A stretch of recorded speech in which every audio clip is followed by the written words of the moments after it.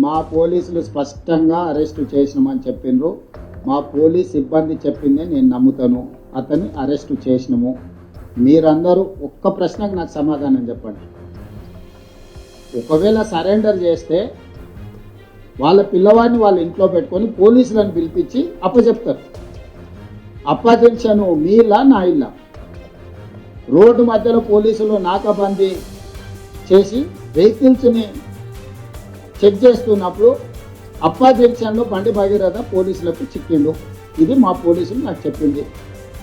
నిజంగానే అతన్ని సరెండర్ చేసేది ఉంటే అతను ఎక్కడున్నాడో అక్కడికి ఈడ మా అబ్బాయి ఉన్నాడు, మీరు వచ్చి పోలీసులు ఇతన్ని సరెండర్ చేసుకోండి అని చెప్పిండ్రు అనుకోండి, అప్పుడు మనం సరెండర్ అనుకోవచ్చు.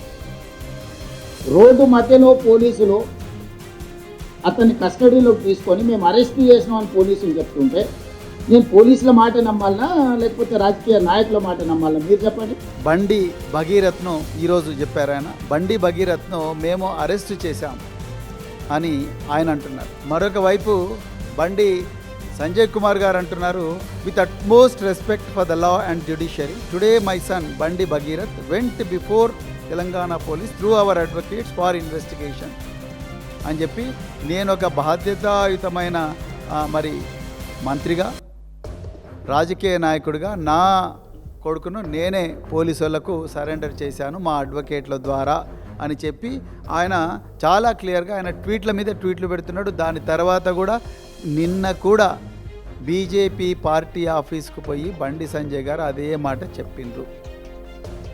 కానీ ముఖ్యమంత్రి గారు మాత్రం ఇవాళ ఒక కొత్త అబద్ధాన్ని మరి మన ముందుకు తీసుకొచ్చిండు. ఏంటంటే మేము బండి భగీరథ్ను మేము అరెస్ట్ చేశాం, ఆయన లొంగిపోలేదు అని అంటున్నాడు.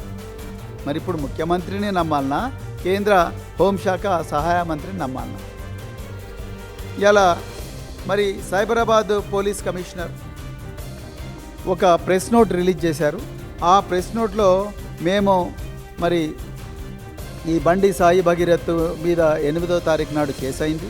ఆ 8వ తారీఖు నాడు కేసు అయినప్పుడు మరి దాని తర్వాత ఒక పోక్సో సెక్షన్ల కింద కేసు రిజిస్టర్ చేసినాం.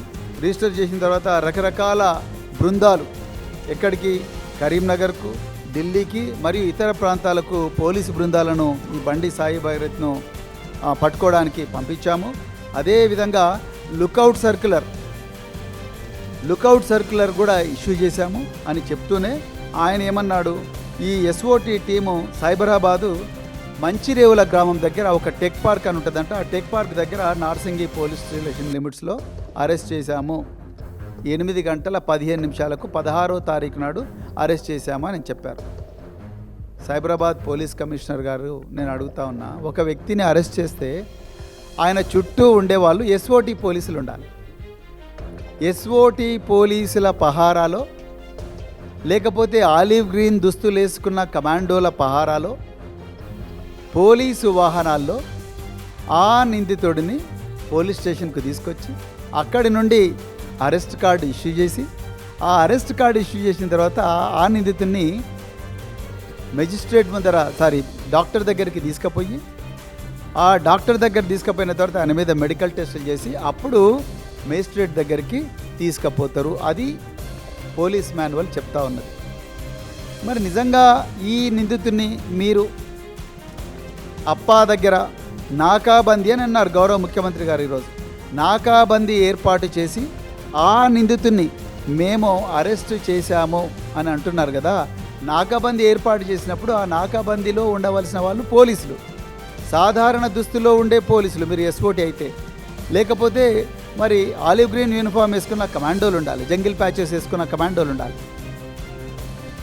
లేకపోతే సాయుధులైన పోలీసులు ఉండాలి, కాకి దుస్తులు వేసుకున్న పోలీసులు ఉండాలి, పోలీసు వాహనాల్లో పోవాలి. మరి ఇది చూడండి, ఇది బండి సాయి భగీరథ్ అరెస్ట్ అయిన రోజు పేట్ బషీరాబాద్ పోలీస్ స్టేషన్ ఎదురుగా ఆయన మాస్క్ పెట్టుకొని 2 అడ్వకేట్ల పహారాలో పేట్ బషీరాబాద్ పోలీస్ స్టేషన్ పోతున్నాడు. మీకు ఎవరికైనా పోలీసు దుస్తులు ఉన్న వ్యక్తులు కానీ కమాండోలు కానీ సాయుధులైన పోలీసులు ఎవరైనా కనిపిస్తున్నారా? మొట్టమొదటి అబద్ధం రేవంత్ రెడ్డి గారు. మీ రాజకీయ చరిత్ర అంతా అబద్ధాలు, మీరు ముఖ్యమంత్రి రాకముందు కూడా అబద్ధాలు చెప్పే అధికారంలోకి వచ్చారు.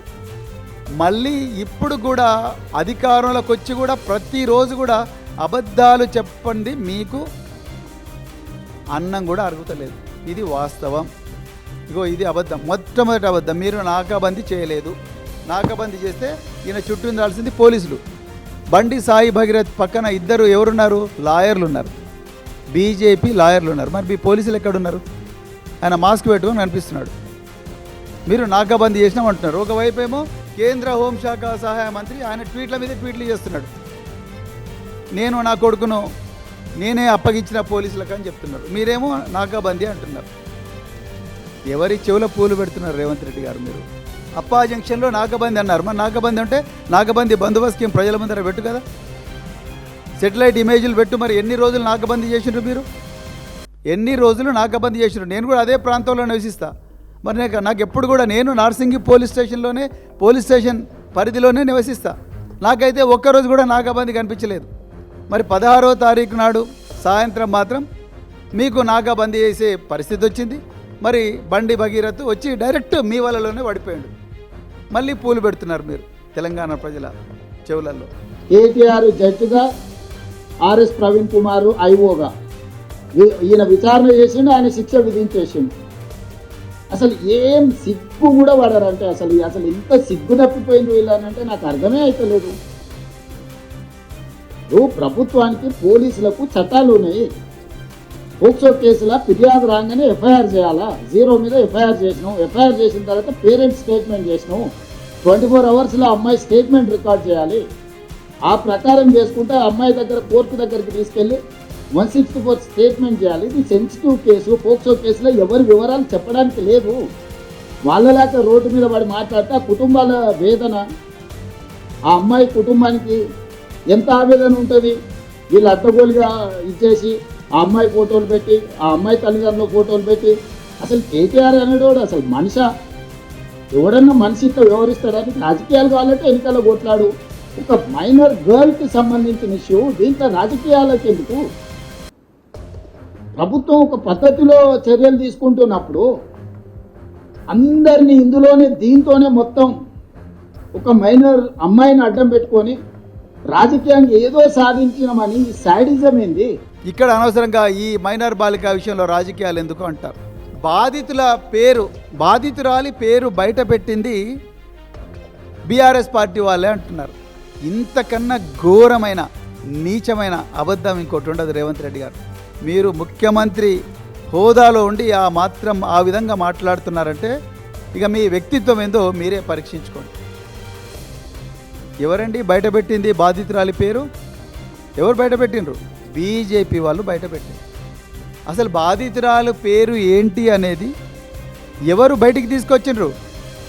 కరీంనగర్ 2 టౌన్ పోలీస్ స్టేషన్లో ఈ అమ్మాయికి వ్యతిరేకంగా మీ కింద పనిచేస్తున్న కరీంనగర్ పోలీసులు మే 8వ తారీఖు సాయంత్రం 5:30 గంటలకు వీళ్ళు మాకు ఎఫ్ఐఆర్ చేయండి అని పేట్ బషీరాబాద్కి వస్తే ఉల్టా మీరు కరీంనగర్లో వీళ్ళని భయపెట్టించడానికి ఒక కేసు రిజిస్టర్ చేశారు.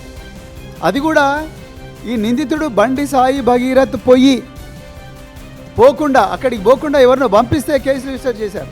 అందులో ఈ అమ్మాయి పేరు, ఈ అమ్మాయి తల్లి పేరు, ఈ అమ్మాయి తండ్రి పేరు రాసి బీజేపీ వాళ్ళు దీన్ని బయటపెట్టినరు.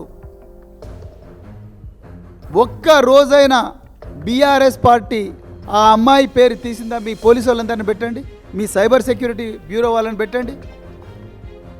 ఈరోజు సోషల్ మీడియా హ్యాండిల్స్లో అన్నీ చూస్తున్నారు కదా మీరు సైబర్ సెక్యూరిటీ బ్యూరో వాళ్ళని పెట్టి చూడండి. బీఆర్ఎస్ వాళ్ళు కానీ, బీఆర్ఎస్ సోషల్ మీడియా హ్యాండిల్స్ కానీ, లేకపోతే బీఆర్ఎస్ తెలంగాణ భవన్లో ఎప్పుడన్నా కూడా మేము పెట్టిన ప్రెస్ కాన్ఫరెన్స్లో కానీ, మేము ఇక్కడ వీలుగానప్పుడు తీసిన వీడియోలు కానీ ఎక్కడైనా ఒక్క చోటైనా అమ్మాయి పేరు బయట పెట్టినామా? పెట్టలేదు. మీ సహకారంతో బీజేపీ నాయకులు, బండి సంజయ్ అనుచరులు, బీజేపీ ఐటీ సెల్ వాళ్ళు పొద్దున లేచినప్పటి నుంచి రాత్రి వరకు ఇప్పటికి కూడా ఆ అమ్మాయి మీద, ఆ అమ్మాయి పేరు బయట పెట్టడం, ఆ అమ్మాయి మీద వీడియోలన్నీ కూడా సోషల్ మీడియాలో సర్క్యులేట్ చేయడం మీరు పెట్టారు.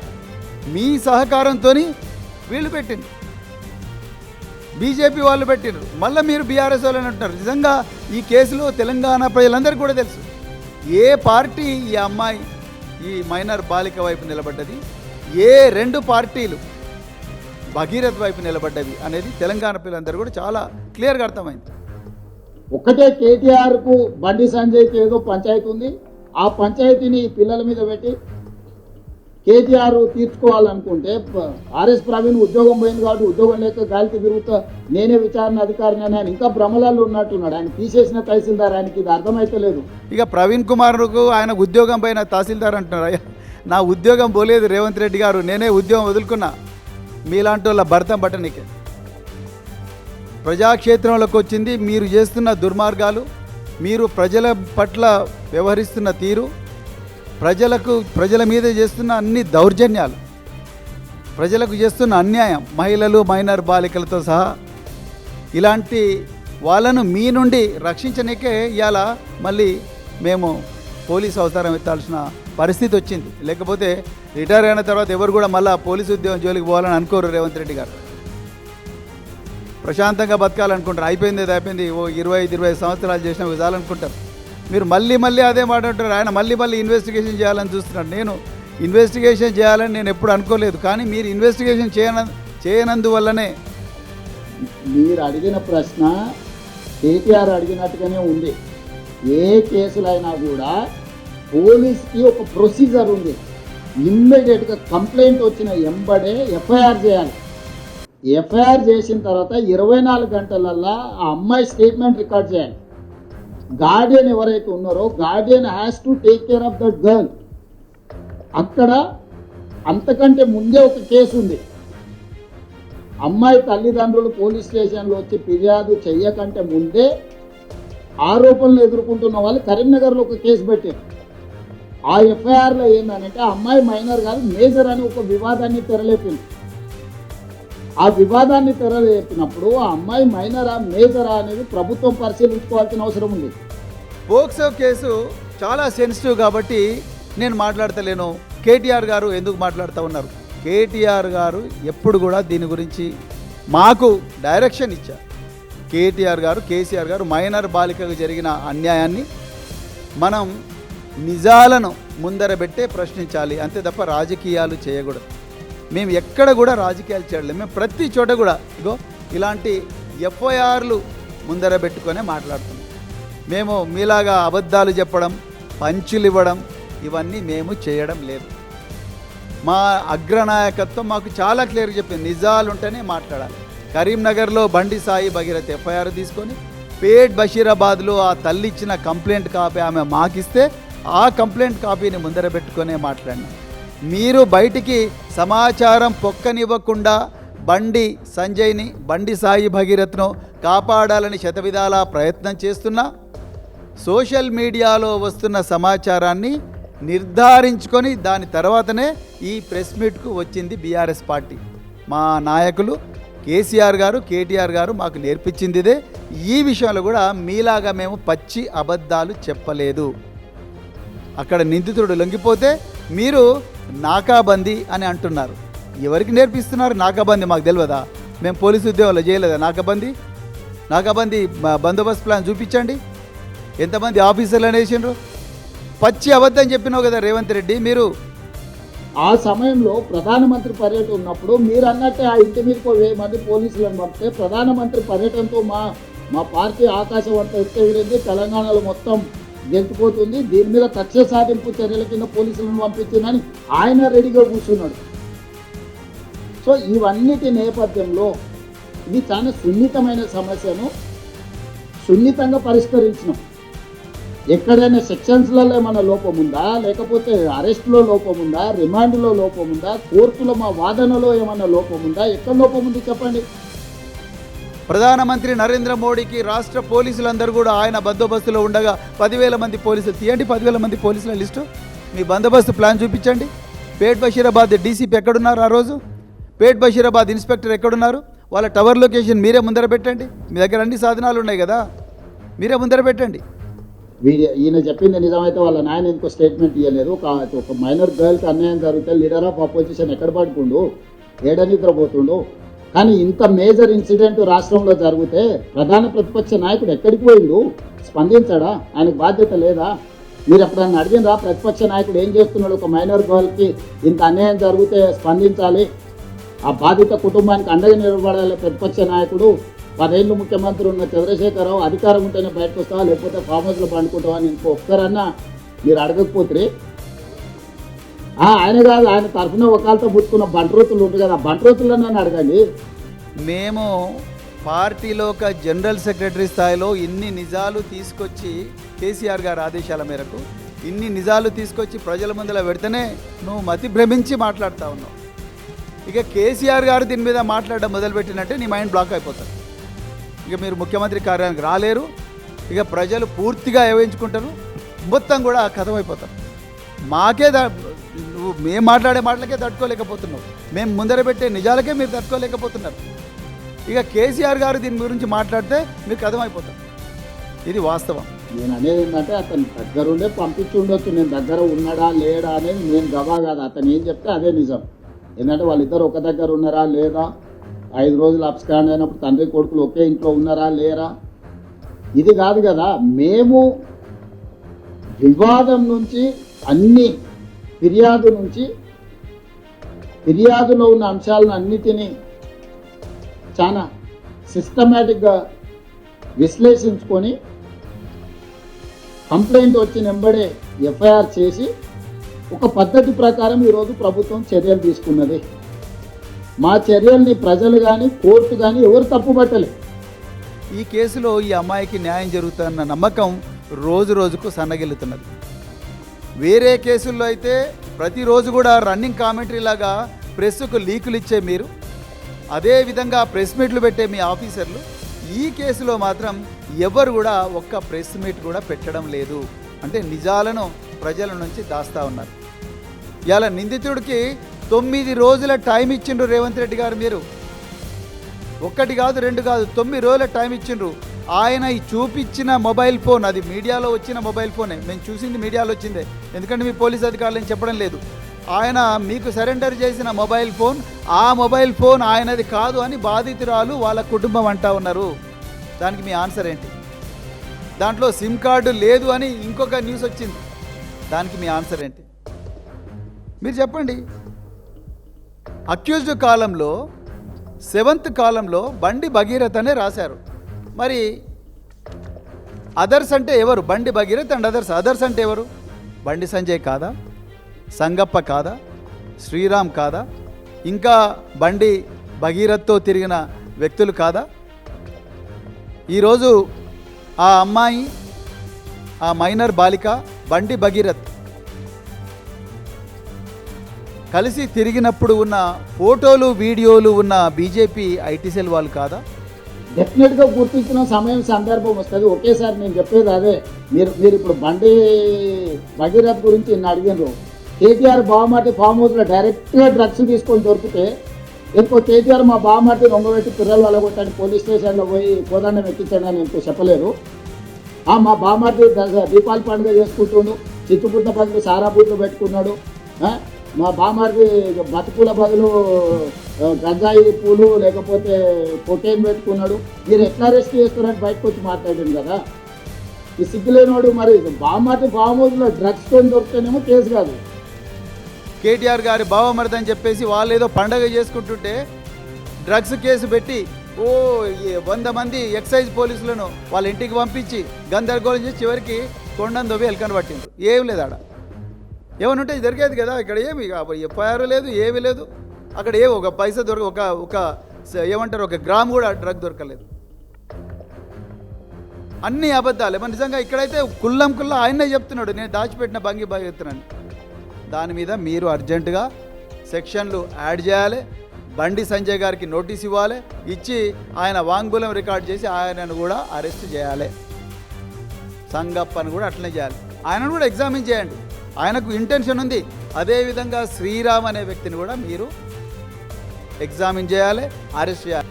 బాలిక పక్షాన నిలబడ్డది బీఆర్ఎస్ పార్టీ. కేసీఆర్ గారు, కేటీఆర్ గారు, మా నాయకత్వం అంతా కూడా బాలిక పక్షాన్ని నిలబడ్డది. బాలికకు న్యాయం జరగాలని తెలంగాణ రాష్ట్రం అంతా కూడా రోడ్ల మీదకి వచ్చింది.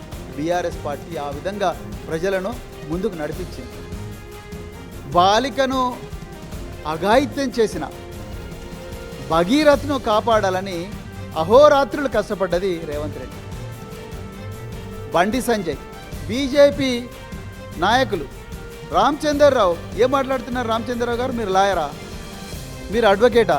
అడ్వకేట్ అయితే మీరు ఏం మాట్లాడుతున్నారు? ఇదంతా బండి సంజయ్కి చెందిన వ్యవహారం, అది వాళ్ళ కొడుకు సంబంధించిన వ్యవహారం, బండి సంజయ్కి ఏం సంబంధం అంటున్నారు. మీరు ఎప్పుడన్నా ఆ తల్లి కంప్లైంట్ చదివినరా రామచంద్రరావు గారు? మీరు చాలా లాయర్ కదా, పెద్ద లాయర్ కదా, మీ దగ్గర ఇంకొక లాయర్ ఉంటాడు, ఆయన ఇప్పుడు ఎంపీ రఘునందన్ రావు గారు.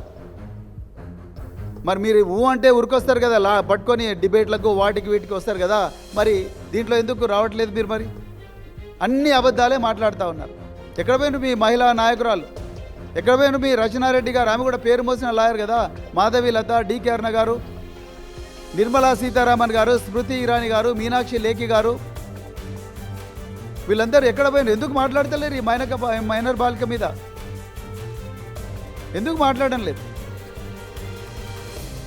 రేవంత్ రెడ్డి గారు 17 కోట్ల రూపాయలు ఈరోజు బీఆర్ఎస్ పార్టీ మీద పెట్టిన అక్రమ కేసులకు ఖర్చు పెట్టడానికి మీరు ఖర్చు పెట్టినారు. అభిషేక్ మను సింగ్ గారికి దాదాపుగా 7-8 కోట్లు ఇచ్చినట్టుగా తెలుస్తున్నది. మరి ఈ అమ్మాయి గురించి కనీసం ఒక్క 10 లక్షలు, 20 లక్షలు, కోటి రూపాయలు పెట్టలేరా? ఇలా వచ్చి ప్రెస్ ముందర అన్ని అబద్ధాలు మాట్లాడుతూ ఉన్నారు. మళ్ళీ మీరు రాజకీయాల గురించి మాట్లాడతారు, మీరు కేటీఆర్ గురించి మాట్లాడతారు, లేకపోతే కేసీఆర్ గురించి మాట్లాడతారు. ఏ మాత్రం అర్హత లేదు. తెలంగాణ ప్రజలారా, ఈ రాష్ట్ర ముఖ్యమంత్రి, ఈ హోంమంత్రి ఉన్నంత వరకు మహిళలకు భద్రత లేదు, మైనర్ బాలికలకు భద్రత లేదు. అందుకొరకే ఒళ్ళంతా కళ్ళు పెట్టుకొని నిరంతరం అప్రమత్తంగా ఉండాలి.